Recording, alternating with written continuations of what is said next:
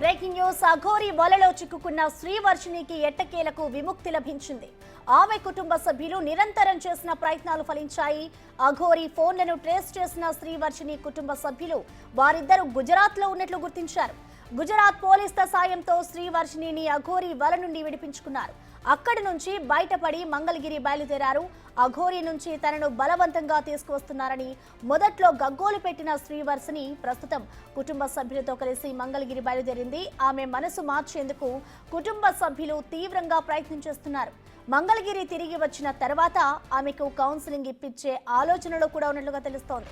మరోసారి అఘోరి వద్దకు వెళ్లకుండా కుటుంబ సభ్యులైతే ప్రయత్నాలు చేస్తున్నారు.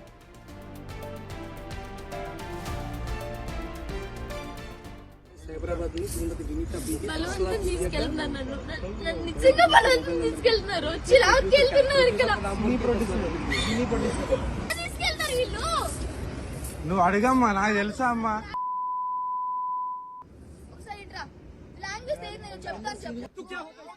అఘోరి వలలో చిక్కుకున్న శ్రీవర్షినికైతే ఎట్టకేలకు విముక్తి లభించిందనే చెప్పాలి. ఆమె కుటుంబ సభ్యులు నిరంతరం చేసిన ప్రయత్నాలైతే ఫలించాయి. అఘోరి ఫోన్లను ట్రేస్ చేసి ఆమెను పట్టుకున్నారు.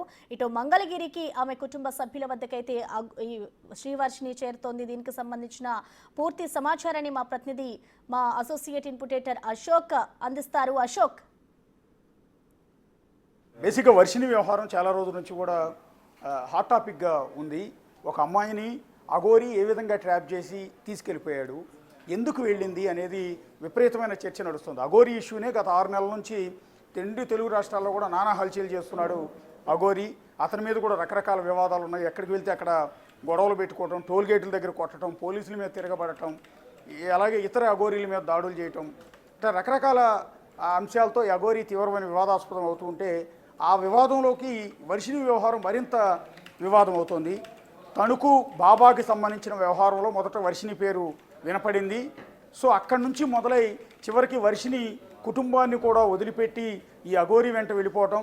సో ఇప్పుడు ఏకంగా అఘోరి అమ్మాయిని తీసుకుని గుజరాత్ వరకు వెళ్ళిపోవటం, అక్కడ పోలీసుల సాయంతో వర్షిని తల్లిదండ్రులు తమ కూతుర్ని వెనక్కి తీసుకొచ్చే ప్రయత్నం చేయటం, ఇదంతా కూడా ఒక హల్చల్ అవుతుంది. అసలు అఘోరి దగ్గర ఏమి నమ్మి ఎందుకు వెళ్ళింది వర్షిని అనేది ఇప్పుడు వెరీ ఇంట్రెస్టింగ్గా ఉంది. ఓ పెళ్లి కావాల్సిన అమ్మాయి, చక్కగా బీటెక్ చదువుకున్న అమ్మాయి ఎందుకు అఘోరిని వెంట ఎందుకు వెళ్తోంది అనేది ఇక్కడ మనం చూడాల్సి ఉంటుంది. ఇక అఘోరి అమ్మాయిని పెళ్లి చేసుకున్నాడంటే ఇంకొక ప్రచారం జరుగుతుంది. సో ఇక్కడ అఘోరి మాత అని చెప్పుకుంటున్నాడు, అతను ఇంకొక అమ్మాయిని పెళ్లి చేసుకోవడం ఏంటి అనేది ఎవరికి కూడా అర్థం కాకుండా అదొక టోటల్గా ఇదొక మిస్టరీగా ఉంది. సో ఈ నేపథ్యంలో వర్షిని ప్రస్తుతం గుజరాత్ నుంచి తీసుకొచ్చే ప్రయత్నాలు చేస్తున్నారు. ఇప్పటికే ఆమెను తీసుకురావడానికి విష్ణు అనే వ్యక్తి వెళ్ళాడు. అఘోరి నుంచి పోలీసుల సాయంతో వర్షినిని కాపాడి వెనక్కి మంగళగిరి తీసుకొచ్చే ప్రయత్నాలు చేస్తున్నారు. ప్రస్తుతం మంగళగిరిలో ఉన్న వర్షిని తల్లిదండ్రులు కోటయ్య అండ్ స్వరూప, తల్లి స్వరూప ఇద్దరు కూడా మనకు అందుబాటులో ఉన్నారు. నమస్తే అండి కోటయ్య గారు. నమస్తే సార్. ఇప్పుడు మీ అమ్మాయి బయలుదేరిందండి? బయలుదేరండి. మా పిల్లలు ఇద్దరు తీసుకొస్తున్నారు, మా అబ్బాయిలు. ఓకే, విష్ణు, శ్రీహర్ష. ఓకే. ఇప్పుడు గుజరాత్లో ఉన్నట్టు మీకు ఎలా తెలిసిందండి? మంగళగిరి పట్టణ పోలీసులు ఉన్నతాధికారులు రవీంద్ర గారు, శ్రీహరి గారు ఎప్పటికప్పుడు లొకేషన్ పెట్టండి మా పిల్లలకి. ఓకే. తెల్లవారుజామున 2 గంటలకు 3 గంటలకు ఫోన్ చేసి అడిగినా సరే లొకేషన్ పెట్టి హెల్ప్ చేశారు చాలా. ఓకే.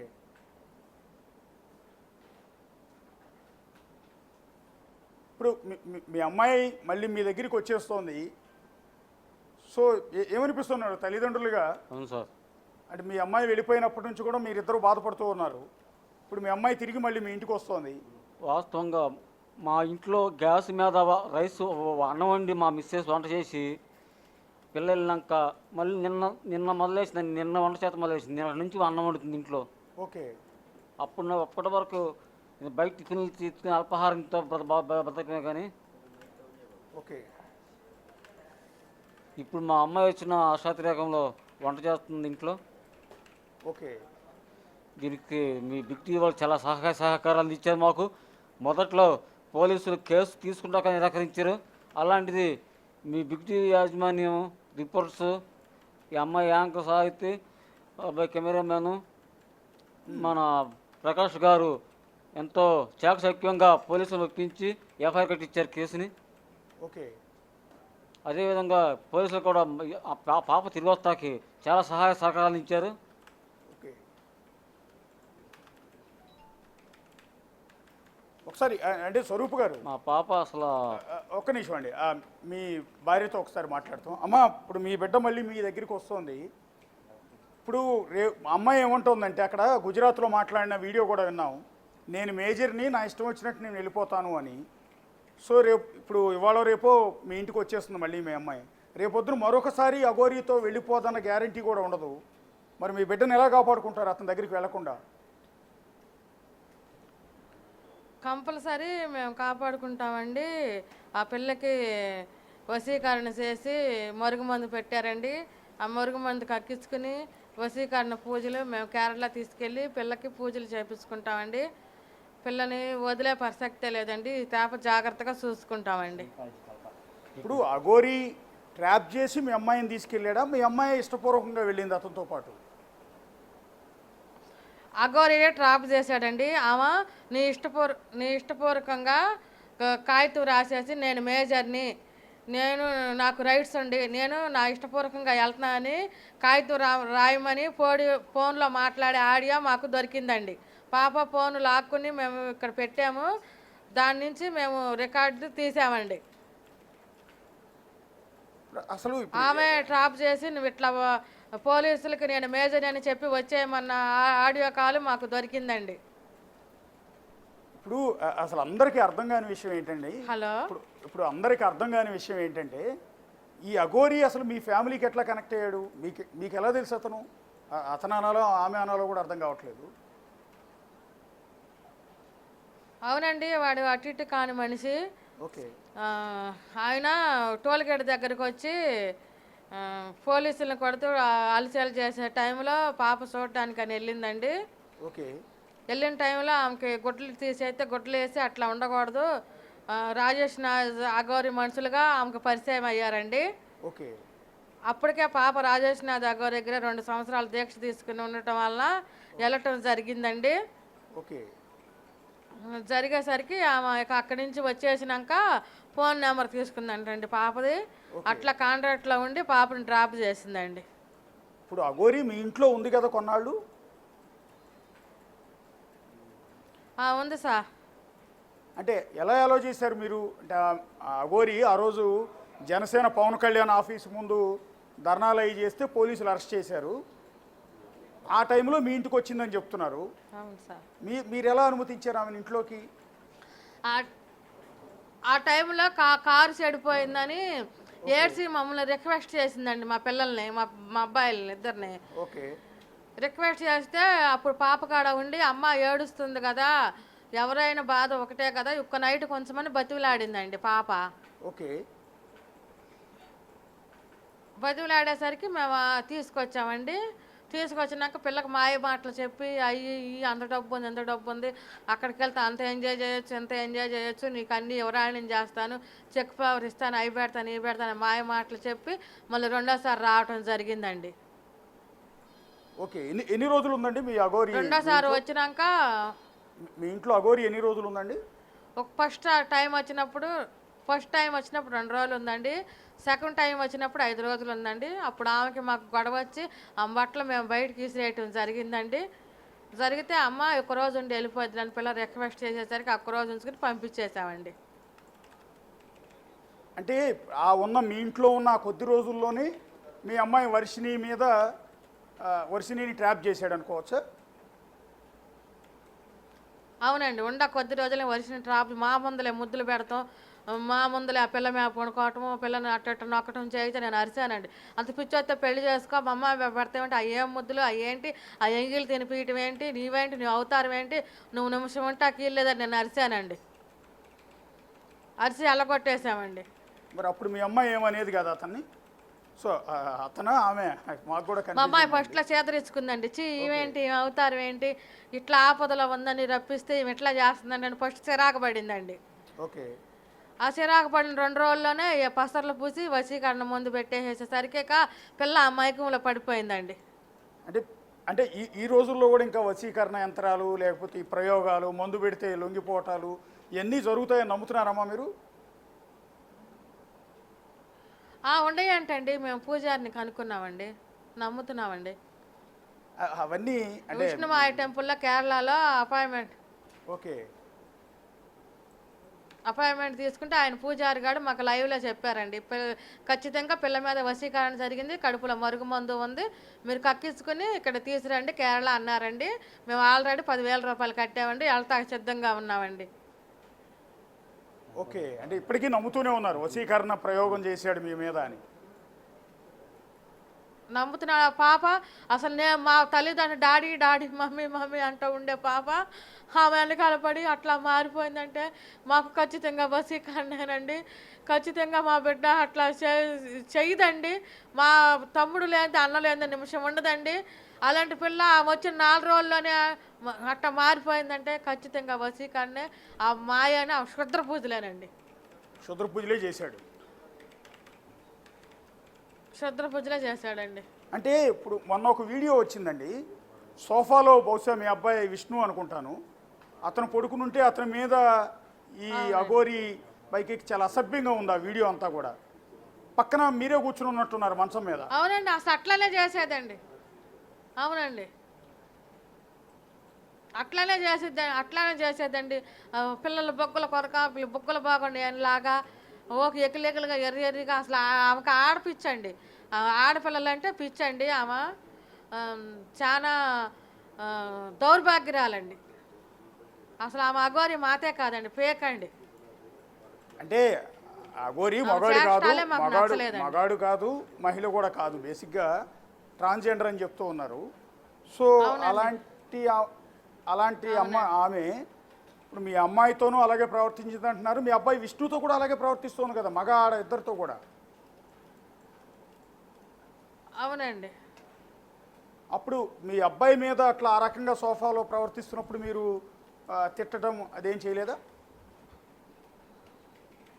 అరిచామండి, తిట్టానండి. బ్యాగ్ బయటకి విసిరేస్తే దండం పెట్టి ఏడిసి వెళ్ళిపోయి, నేను భవానీ గాడి దగ్గరికి వెళ్ళిపోయి మళ్ళీ మాకు ఫోన్ చేస్తే ఈ రేత్రి పూట ఏడకెళ్ళను ఇట్ట పంపించేసారని ఏడిస్తే మళ్ళీ తీసుకొచ్చామండి. ఆ రేత్రి నుండి వెళ్ళిపోయిందండి. ఇప్పుడు మీ పాప బీటెక్ చదివారండి? అవునండి, బీటెక్ సెకండ్ ఇయర్ అండి. ఇప్పుడు పాప బీటెక్ సెకండ్ ఇయర్ చదువుకుంటోంది అండ్ దాన్ని ఒక ఛానల్లో కూడా పనిచేసిందంట కదా అమ్మాయి, రిపోర్టర్గా. అవునండి, సుమన్ టీవీలో 4 రోజులు చేసిందండి. ఓకే, నెల 18 రోజులు చేసిందండి. చేసేసరికి అంతలోకి దరిద్రం వెనకాలేసరికి అది జాబ్ కూడా దీనివల్ల మానేసి ఇటు వెళ్ళిపోయిందండి. ఇప్పుడు చదువు కూడా ఆపేసింది బీటెక్. కట్టామండి డబ్బులు, ఎగ్జామ్స్కి రావు, ఎక్టెండ్ ఆపితే చాలు అన్నారండి. ఏప్రిల్లో ఎగ్జామ్స్ అంటండి, మరి రాపిస్తామండి. ఇప్పుడు మొన్న ఎక్కడో చూశారండి, విష్ణు ఏదో ఒక ఛానల్తో మాట్లాడుతూ ఫోన్లో చెప్తున్నాడు, నాకు తాళి కట్టింది అఘోరి అండ్ మా చెల్లికి కూడా తాళి కట్టింది అని. నిజమేనా? అది మీ ఇంట్లో జరిగిందా? కట్టిందా? మా ఇంట్లో జరగలేదండి, ఎక్కడో రోడ్డు మీద భవానీ ఘాట్ దగ్గర కట్టిందంటండి విష్ణుకి. మా అమ్మాయికి మట్టికి మా ఇంట్లో కట్టబోతుంటే మేము అరిసామండి. ఇప్పుడు విష్ణు మగాడు, అతను ఈ అఘోరి తాళి కడుతుంటే ఎందుకు కట్టించుకున్నాడు? మరి అక్కడ కొట్టాడండి, అక్కడ మరి అక్కడ ఏం జరిగిందో మేము లేమండి. ఓకే, ఇప్పుడు విష్ణు మీ అబ్బాయేనండి, సొంత కొడుకేనా?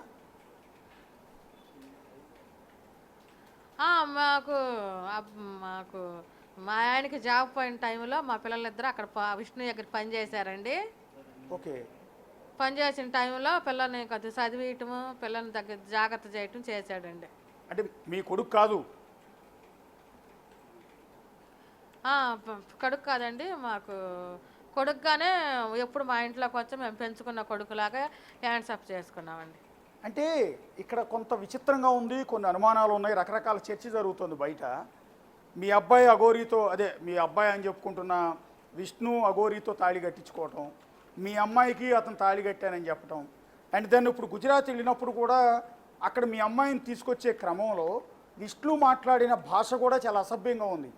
మీ కూతుర్ని ఏ రకమైన భాషలో తిట్టాడు చూసారా మీరు?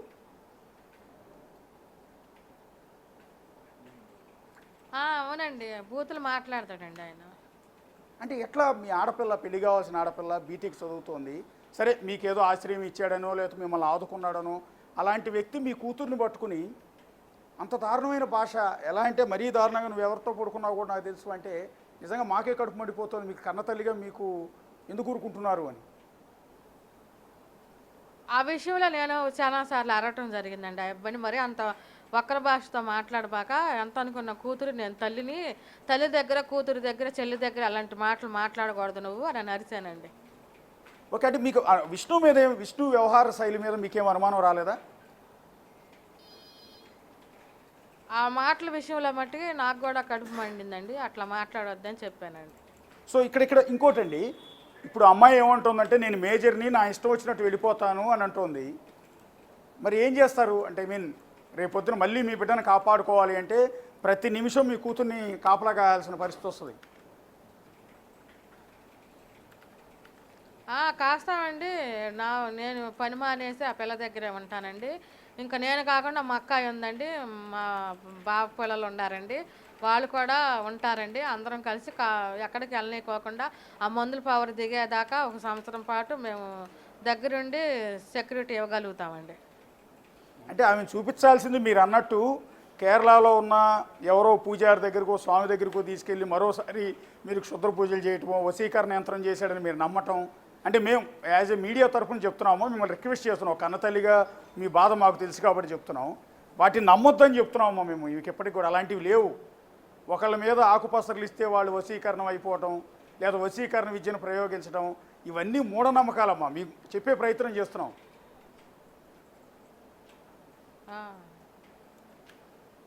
అమ్మాయికి ఇప్పించాల్సింది కౌన్సిలింగ్. ఒక మంచి సైకాలజిస్ట్కి తీసుకెళ్ళి అమ్మాయికి ఇప్పించాల్సింది కౌన్సిలింగ్ అమ్మ.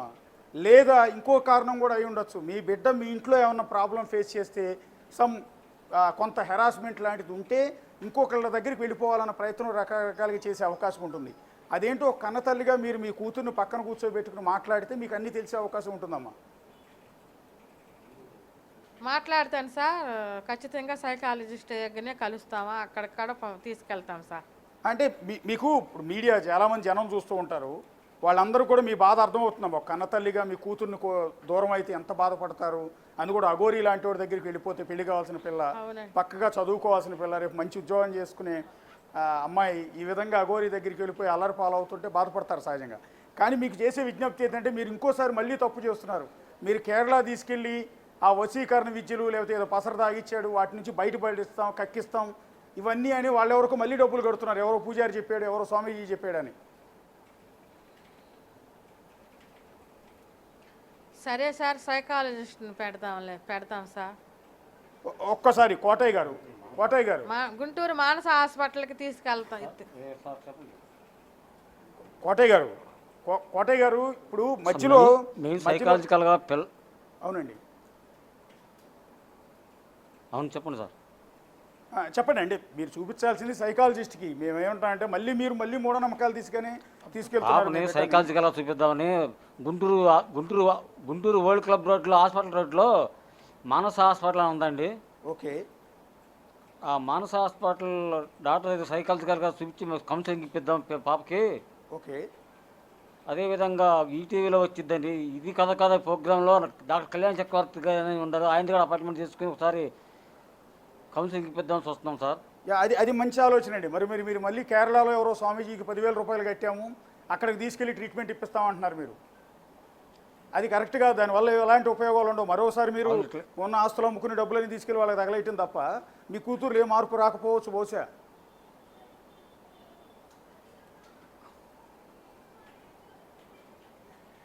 ఎగ్జాక్ట్లీ 99% సైకాలజికల్గా ట్రీట్మెంట్ ఇప్పిస్తామండి డాక్టర్ గారు. ఓకే, అదొకటి. మరియు మా కుటుంబ సభ్యులు ఉన్నారు కదా, మా పేరెంట్స్, మా అక్క, మా అన్నయ్య సోదరులు ఉన్నారు కదా, వాళ్ళతో కూడా కూర్చోబెట్టి కౌన్సిలింగ్ ఇప్పిస్తాం. ఎందుకంటే మొదటి నుంచి ఆ పిల్ల ప్రవర్తన ఎలా ఉండేది, ఇప్పుడు ఎలా ఉంది పిల్ల మనకు అర్థమవుతుంది కదా. అవునండి.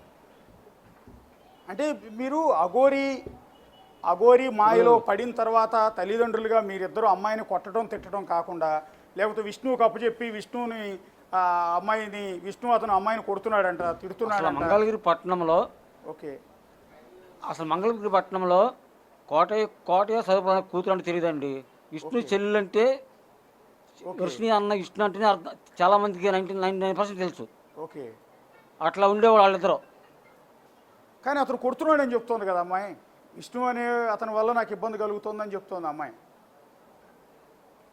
లేదండి, కొడతం లేదు, ఏం లేదు. మేమే చెప్పి ఇప్పుడు తీసుకెళ్తాకి వెళ్ళినప్పుడు రాను మారం ఇస్తే మాత్రం 2 దెబ్బలు వేసి తీసుకురమ్మన్నాం. మీరే కొట్టమన్నారు. అసలు ఈ అఘోరం మాకేం దొరుకుతాయండి. అఘోరం మాకు తగిలేదు కాదు. మా పాప కాలేజీ వచ్చినాక ఈ జనసేన ఆఫీస్ దగ్గర అవునండి. టోల్గేట్ దగ్గర హల్చల్ చేస్తుంటే ఈ అఘోర పోలీసులను కొడుతూ న్యూస్ రిపోర్ట్స్ని కొడుతూ ఇలా చేస్తుంటే అప్పుడే 2 వీలర్ కాలేజీ నుంచి వచ్చింది. నేను వెళ్తాను పప్పా చూసొస్తానంటే అప్పుడు వెళ్ళింది. వెళ్తే పోలీసులు అన్నారు, బట్టలు చేసి పడితే పోలీసులు అన్నారు, అమ్మ ఎవరన్నా ధైర్య సాహసాలు ఉండాలి, ఆడపిల్లలు ఎవరన్నా వెళ్ళి బట్టలు కట్టండి, మేము వెళ్దామంటే ఆడ మనిషి కదా మీరు వెళ్ళి కట్టండి అంటే